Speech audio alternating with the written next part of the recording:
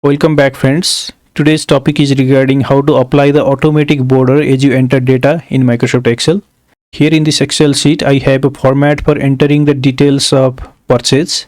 And here in this product code column, when I keep on entering the product codes, then the border will be filled automatically here. Let me add here few product codes. And here you see the border is automatically applied. Let's learn how we can do this. First of all, select the range where you want to apply the automatic border. For example, I am taking this range. You can expand the range according to your requirement. After selecting, click on the Home tab, Conditional Formatting, New Rule, then click on Use a formula to determine which cell to format. And here in the formula bar, you have to write this formula.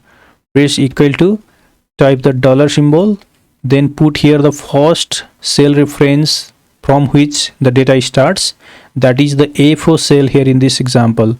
So put here A4, then put less than and greater than symbol together, which means not equal to, then put double quotation twice, which means blank. This formula means if the cell is not blank, then we have to apply the border. Now to apply the border, click on the Format button, click on Border tab, then select this outline border option, then click on OK. Now when you add here a product code, for example P01, the border is applied. If you add here more product codes, the border keeps on automatically updating.